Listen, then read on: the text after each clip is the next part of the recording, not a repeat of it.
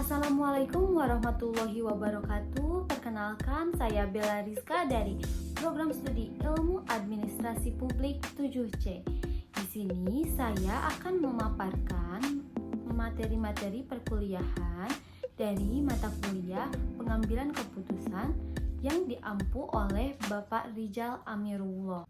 Nah, pada mata kuliah ini secara garis besar mempelajari tentang pengantar teori konteks dan metode pengambilan keputusan.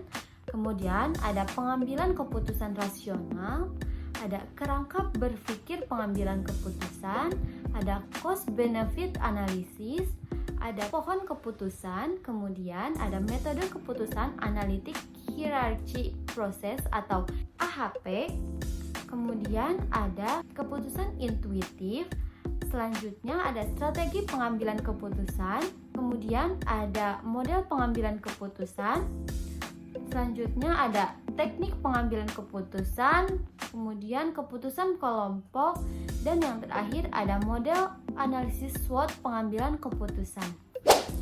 Nah, pengambilan keputusan merupakan suatu pemilihan alternatif terbaik dari beberapa alternatif secara sistematis untuk ditindaklanjuti atau digunakan sebagai suatu cara pemecahan masalah.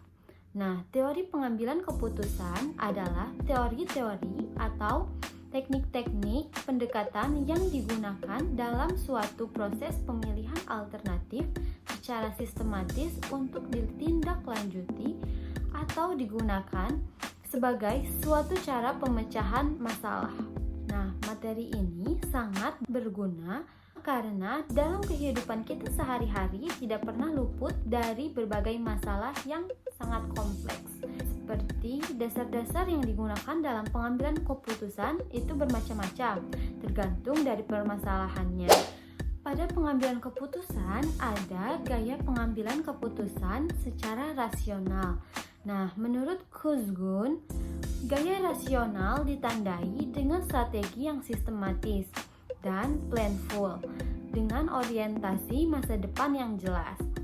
Para pembuat keputusan rasional menerima tanggung jawab untuk pilihan yang berasal dari internal locus of control dan aktif, disengaja dan logis. Pada pendekatan pengambilan keputusan rasional atau rational decision making approach adalah sebuah proses langkah demi langkah yang sistematis untuk mengambil keputusan. Langkah-langkah dalam pengambilan keputusan ini yaitu yang pertama, ada menyatakan sasaran situasional. Yang kedua, mengidentifikasi masalah. Yang ketiga, menentukan jenis keputusan. Yang keempat, menghasilkan alternatif. Yang kelima, mengevaluasi alternatif. Yang keenam, memilih satu alternatif. Yang ketujuh, menerapkan rencana. Dan yang terakhir ada kendali atau ukur dan sesuaikan. Dengan model pengambilan keputusan secara rasional itu memiliki 6 tahapan. Yang pertama, ada mengidentifikasi masalah, kemudian mengidentifikasi kriteria yang ada untuk menilai kemungkinan solusi, selanjutnya ada memutuskan seberapa penting kriteria tersebut, selanjutnya ada menarik berbagai alternatif, kemudian ada evaluasi alternatif, dan yang terakhir ada memutuskan solusi terbaik. Nah, situasi yang cocok bagi model pengambilan keputusan rasional adalah ketika harus membuat pilihan yang rumit dan beresiko, atau saat harus membuat keputusan bersama orang lain. Selanjutnya, saya akan menjelaskan mengenai cost benefit analysis. Nah, cost benefit analysis adalah proses membandingkan keputusan dalam mengenali jumlah biaya yang perlu dikeluarkan untuk suatu kebijakan dan perkiraan manfaat yang akan diterima. Secara lebih umum, cost benefit analysis berlaku untuk kebijakan, program, proyek, peraturan, demonstrasi, dan intervensi pemerintahan lainnya. Kemudian ada cara melakukan cost benefit analysis. Nah, cara yang pertama yaitu membuat kerangka analisa dari cost benefit analysis, kemudian mengidentifikasi biaya dan manfaatnya, kemudian menghitung dan membandingkan total nilai biaya dan manfaat, kemudian menentukan nilai dan biaya manfaat yang ada. Nah, kelebihan dari cost benefit analysis yaitu yang pertama ada didasari oleh data, selanjutnya mempermudah pengambilan keputusan, yang ketiga dapat mengidentifikasi potensi laba yang tersembunyi. Namun, selain ada kelebihan dari cost benefit analysis, tentunya ada kekurangannya. Nah, kekurangannya yaitu yang pertama, sulit menentukan variabel. Yang kedua, ketergantungan pada data. Yang ketiga, tidak bisa digunakan untuk jangka panjang. Yang keempat, kurang memperhatikan moral manusia. Selanjutnya, di sini saya akan membahas mengenai pengambilan keputusan rasional. Nah, sebelumnya, gaya pengambilan keputusan menurut Heron dibagi menjadi 3, yaitu ada rasional, kemudian ada intuitif, kemudian ada dependent. Nah, rasional artinya keputusan yang dilakukan dengan berhati-hati dan logis, di mana informasi yang akurat tentang situasi sudah diperoleh mengenai konsekuensi dampak dari keputusan di masa depan. Nah, kalau intuitif itu seperti gaya dalam rasional. Pengambilan keputusan intuitif menerima tanggung jawab untuk pengambilan keputusan. Yang terakhir ada dependent, itu berbeda dengan gaya rasional dan intuitif. Nah, gaya dependent itu ditandai dengan penolakan pertanggungjawaban pribadi dari dampak pengambilan keputusan. Nah, pengambilan keputusan secara rasional merupakan sebuah keputusan yang diambil dengan menggunakan pendekatan rasional atau melakukan rasionalisasi dengan menggunakan logika atau pemikiran yang terpola. Nah, pengambilan keputusan secara rasional adalah memperhatikan konsistensi dan memaksimalkan hasil yang seringkali terjadi dalam batasan-batasan yang spesifik dengan melakukan analisa situasi dan analisa keputusan.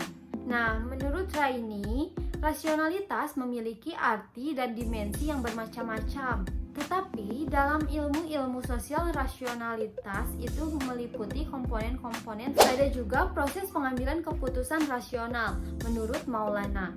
Nah, prosesnya itu yang pertama, lakukan kebutuhan akan suatu keputusan. Yang kedua, menentukan kriteria yang diputuskan. Yang ketiga, menentukan kriteria yang berbobot. Yang keempat, mengembangkan alternatif. Yang kelima, menilai beberapa alternatif, dan yang terakhir memilih alternatif. Nah, kelebihan dari keputusan rasional yaitu yang pertama, kita itu dapat memfokuskan diri pada pengumpulan data dan kriteria yang telah ditetapkan. Yang kedua, kita dapat mengurangi subjektivitas atau mengambil keputusan berdasarkan opini seseorang. Nah, yang terakhir itu lebih efisien karena berdasarkan pemilihan alternatif yang terbaik. Selanjutnya ada model analisis SWOT pengambilan keputusan. Nah, SWOT adalah singkatan dari strength atau kekuatan, kemudian weakness atau kelemahan, opportunities atau peluang, dan threats atau ancaman. Nah, di mana SWOT ini dijadikan sebagai suatu model dalam menganalisis suatu organisasi yang berorientasi profit dan non-profit dengan tujuan utama untuk mengetahui keadaan organisasi tersebut secara lebih komprehensif.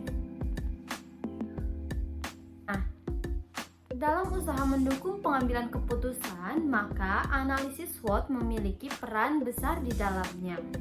Oleh karena itu, secara umum ada beberapa kegunaan dengan dipergunakannya analisis SWOT dalam mendukung manajemen pengambilan keputusan, yaitu yang pertama, mampu memberikan gambaran suatu organisasi dari 4 sudut dimensi, yaitu strength atau kekuatan.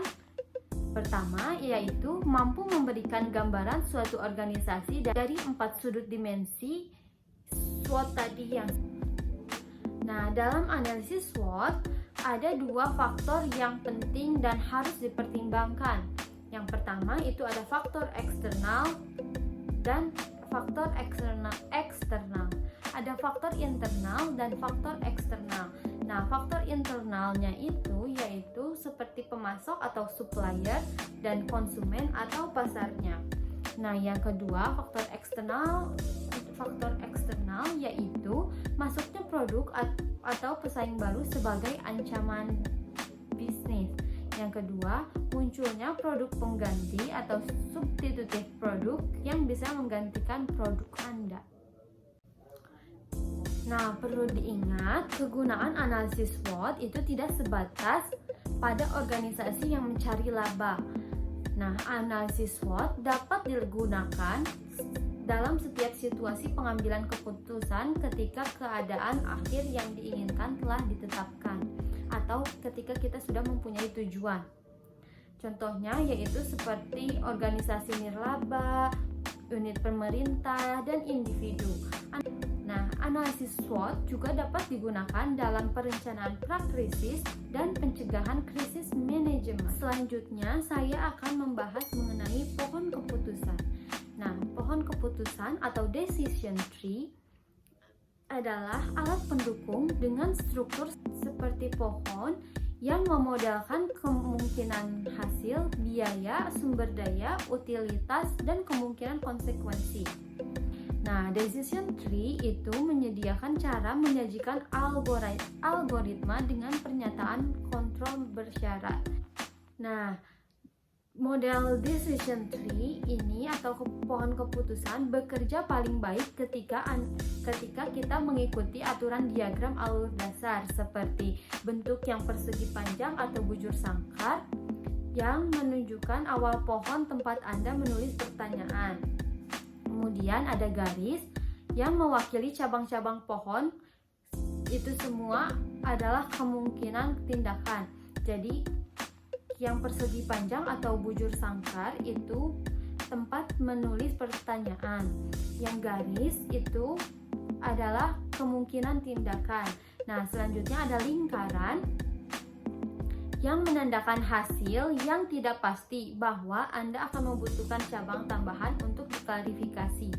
Nah, ada juga yang bentuk segitiga yaitu memberikan jawaban yang jelas dan final. Nah, mereka juga disebut daun gitu. Nah, decision tree juga dibagi menjadi dua, yaitu ada decision tree variable kategori dan ada decision tree variable continue.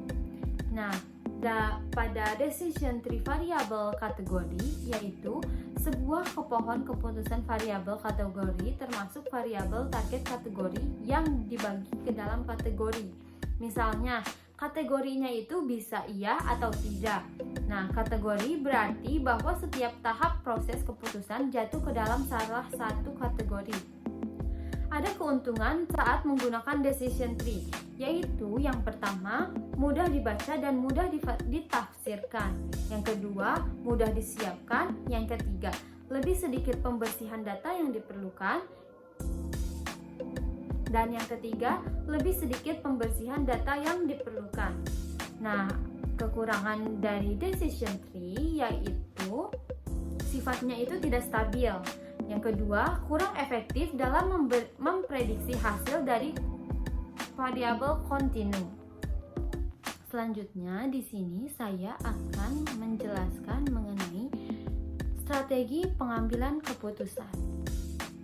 Nah, strategi merupakan suatu proses penentuan rencana para pemimpin puncak yang berfokus pada tujuan jangka panjang organisasi, disertai penyusunan suatu cara atau upaya bagaimana agar tujuan tersebut dapat dicapai. Nah, peranan dari strategi sendiri ada 3, yaitu strategi sebagai pendukung untuk pengambilan keputusan.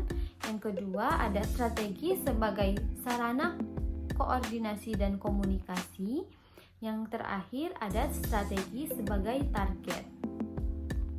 Nah, strategi pengambilan keputusan menurut Irving dibagi menjadi 6, yaitu ada optimasi dan resiko suboptimasi, yang kedua ada kepuasan, yang ketiga ada kepuasan berpura-pura, yang keempat ada eliminasi dengan aspek, yang kelima ada incrementalism and modeling through, yang keenam ada mixed scanning. Nah, dari beberapa strategi pengambilan keputusan, lebih banyak menggunakan cara mixed scanning.